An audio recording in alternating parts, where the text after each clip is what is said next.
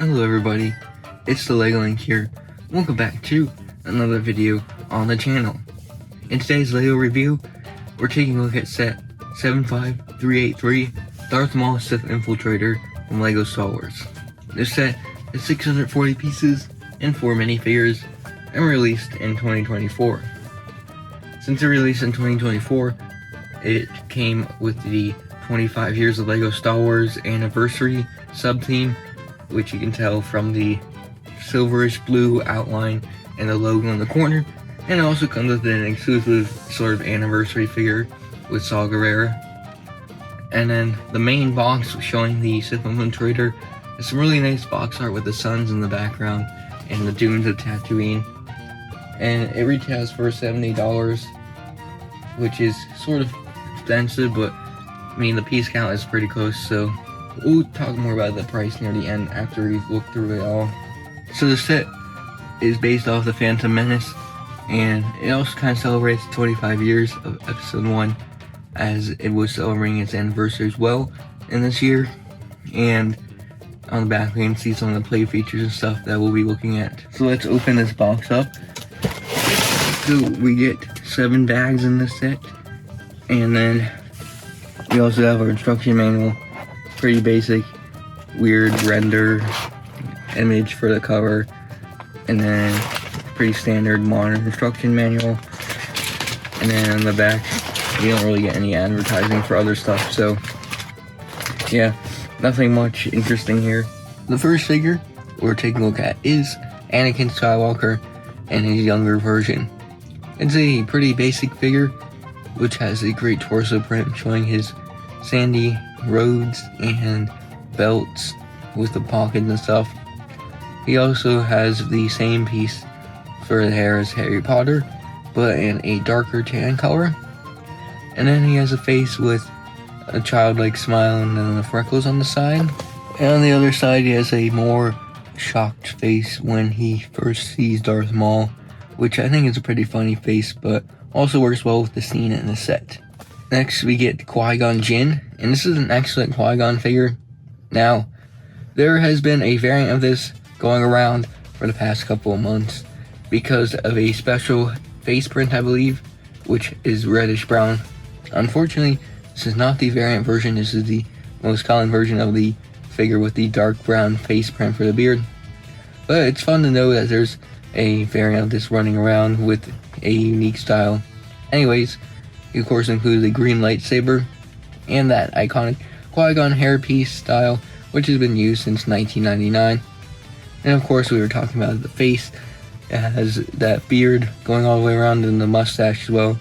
We do get a smile on one side, and then we also get a more angry battle face on the other when he's clashing with Darth Maul. It also includes this nice poncho piece, cloth piece, which just drapes right over both sides of his torso. And underneath we have some great printing for his Jedi robes there, including some back printing as well.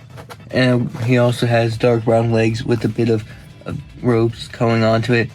So a very nice Qui-Gon figure overall, and looks really good. Of course, Darth Maul's Infiltrator would not be the same without a Darth Maul figure, and this set does include one. It has his double blade lightsaber and some great detailing for his black robes that go on the back as well. And of course we have that unique rubber piece for his horns and that red tattoo printing going onto it. The only part I do not like, which you may have heard in previous videos, especially the Darth Maul ranking and the pupil problem, is the lack of pupils on the face. The rest of the face is great printing, but it just feels really weird without any eyes on it. I mean, I get that they wanted to show he's like a Sith with the yellow eyes, and they have a new rule where they want Sith to be like that in other figures, but it just doesn't really work well, and I hope the next one we get is not pupilless. I know we're getting one this summer that has no pupils, so hopefully they will fix it, but it seems like this is going to be a norm from now on, and I don't really like that change. Being a 25th anniversary set, this set comes with a exclusive 25th celebration figure with Saw Gerrera. We've never gotten him before, and this is the first set ever to include him. Before we take a look at the figure though, he does come with this stand, which has a print for the 25 years of Star Wars logo, and then we have this plate here to connect to other figures in the series, and some arches there to hold it up. But the figure itself is amazing, definitely the best in this set. He has this nice little hairpiece, which looks good for him, and then his face has a scruffy beard, lots of scars. He has like an angry expression. If we turn that face around, we get a more angry and upbeat expression. Maybe he's like giving a speech or something. And then he includes a nice little cloth cape piece specialized for him, which has some red and tan printing, and it kind of closely matches the cape we see in Rogue One. And then the rest of his armor is dark green, which I think is kind of not really accurate, but it still looks really good. So we get this extra built-on armor piece here with some side printing as well.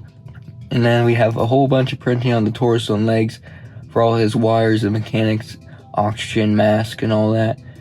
And then he also includes a print on the bottom here for his prosthetic leg, which is pretty cool. He also includes a staff build using a few pieces here for that staff he has to walk around with, since he has pretty much 2 prosthetic legs, I think. So overall, really great figure, awesome replica of him, and I'm glad that they finally gave us this iconic character in Lego form. So here is the Sith Infiltrator.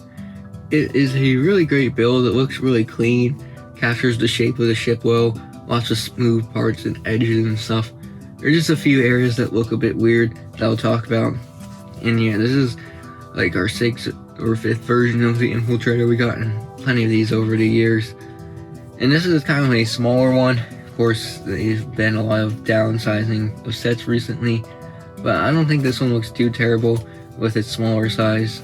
So at the front we have like the nose area where it starts out pretty wide and comes in for like a V shape, a triangular shape as you might say.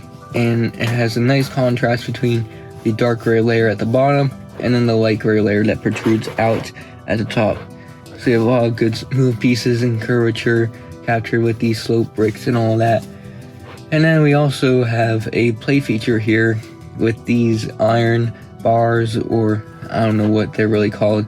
So you see that they are attached to some hinges here, and if you press down on it, it will fire out the stud shooter, which are green. So yeah, basically what that did is when you press down on it, these spring-loaded shooters are held, or on top of these spring-loaded shooters are a few things on axles, some tiles on axles. So if you press down on the ingots there, you can see even when I put this other one back in, you'll see that bar here go up. So those tiles will push up on this, and then when you press down, it will shoot it out. After you press on that, it presses the tile down on top of it, which releases the shooter. So it's a clean mechanism, and these spring-loaded shooters are hidden pretty well. They're underneath the nose here in like a little dent as well, so you'll never really be able to see them.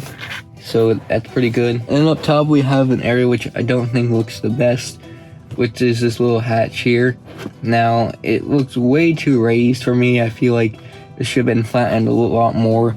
I don't really know if it's supposed to like connect to like that area here. It just looks like it has a big nose, but this area can open up, and inside we get some probe droids, which are part of a play feature we'll look at as we get to the underside. But these all of the same build to them, so we'll only take a look at one, but they are included since in the scene Darth Maul sends these out to look for the Jedi who had escaped. But yeah, the probe droid is pretty simple build, using some studs not on top techniques for like the sides, and then we have a red dot for like the camera, and a little stamp piece here for in the antenna. Pretty basic build, but I think it works well. But yeah, you can slide these droids right into the area here, the hole I guess, and there's enough room for them, and they're covered up pretty well when you put that hatch back on. So we have some nice curvature here when it comes to the wings. It is able to come out pretty smoothly. Lots of great details here with some more of those bar pieces, along with these pretty new corner clip pieces, which have like a little pipe design or whatnot. And it's pretty much the same on the other side, but it looks pretty good. And then when we get to the wings, they're connected by some Technic axles. And then we have a little middle area here with some tiles, skateboard piece for some detail, more of those bar pieces. And then the wings are connected by some hinges so they can move up and down.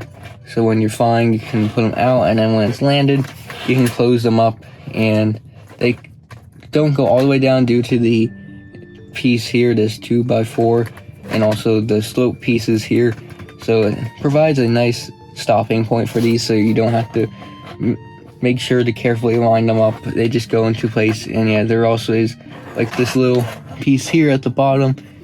If you can see that snot piece, it prevents this from going all the way down, so it's in the same position as that, which looks pretty good. And yeah, the other side is pretty much the exact same thing with the wings. They have a really good smaller design as well, and I really like the tiling back here, these like smooth back parts here for like where the engines would be in the area where Darth Maul pilots the ship. And you can actually see those thrusters here, which are covered by these great pieces, but we have translucent green color behind it to show like the thrust coming out, which looks pretty good. But yeah, if you want to access the ship here, it's a pretty cool process. So first up top, we have this nice little piece printed, no stickers in the set, which is great for the top of the ship. We also have some red pieces here, red pieces, sliced pieces, and translucent red. I've said red like 3 times, but they represent like the cockpit window where you can see out of. But basically, this is on a hinge. You lift it up. There's like a little yellow piece for a light. And then you take these 2 round pieces here. They are on hinges. They pull out pretty smoothly and stop into place due to these sides. And then you can bring the front part down, and it acts as like a little like landing pad or whatever, landing ramp. And inside, we get this little speeder. So yeah, this is the speeder Darth Maul uses on Tatooine. This set has a very small build for it. It has enough room though for him to like sit down on that. So we have like a seat here, and then we have of course the control lever here, and we have that nice shape captured well. Lots of dark tan pieces. Looks pretty smooth, pretty small though. But yeah, that can just fit right into there. There's just like a little area in the bottom which helps it fit right into place, and then these pieces here help it from moving around too much. But inside we have some clips where you can put Darth Maul's lightsaber, and then you have a little control panel there as well for him to control the ship. But besides that, not much else in the interior. So the bottom of the ship doesn't have much to it. We have this area here that comes out a bit, which kind of serves as a stability point. But we also get these 2 little feet here, landing gear, and they are kind of stopped by these pieces that come out on the sides, which prevent them from going all the way down, so it keeps them in a nice position, which is like the wings on the side. You don't have to worry about lining these up in the right way. They click right into spot. And then yeah, you can fold these back by folding the legs back, and they are hidden pretty well, so when you're flying it, the landing gear won't get in the way. And then you can just take it out and set it down. It's really sturdy. But yeah, we have a play feature here. You can see a trapdoor piece, which is right underneath where those probe droids are. And we have this little area here. There's a piece here. So basically, I'll show you the feature first, I believe. Alright, basically all you have to do is just push that for a bit and the trapdoor opens.